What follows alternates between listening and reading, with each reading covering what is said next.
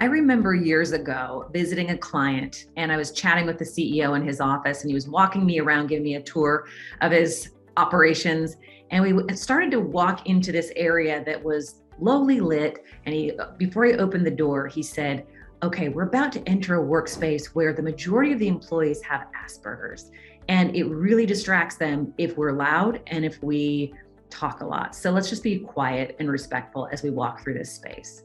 It was the first time, and this was years ago, but it was the first time that I had heard directly from an employer talking so candidly and openly about how he and his company had created a workspace for individuals with, we'll call it a disability. I hesitate to even call it that because I think he would tell you that it actually was an advantage for the type of work that those individuals were doing. They were doing software development, and he had found, very wisely, he had found that individuals with neurodiversity on that work team were actually more productive than individuals who were more neurotypical.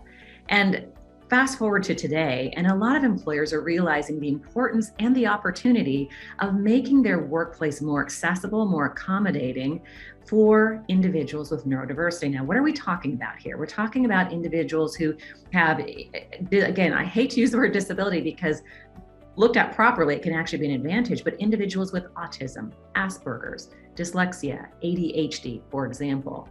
Now, according to the global consulting firm Deloitte, 10 to 20% of the population are considered neurodiverse. So by creating more opportunities for individuals in that category to be successful, you are opening up more opportunities for you to really leverage a very talented pool of people.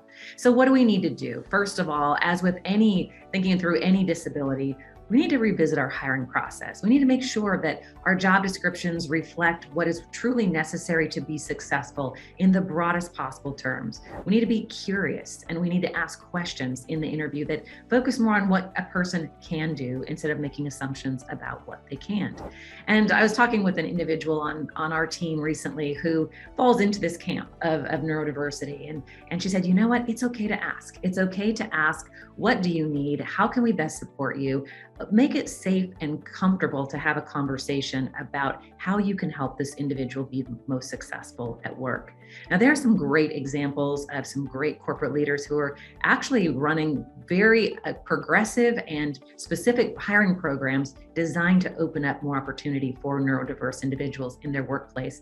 Companies like Microsoft, KeyBank, Capital One, just to name a few. You can do a Google search and you can see what those companies are doing to partner with organizations that specifically support individuals with neurodiversity and being successful in the workplace. Again, I don't know that we should even call it a disability, because if we can neutralize it, or better yet, we can create opportunities for individuals with those particular issues to be more successful. It could actually be a talent advantage for your organization. So just a couple of thoughts on how you can make your workplace more accessible and more available to individuals with neurodiversity.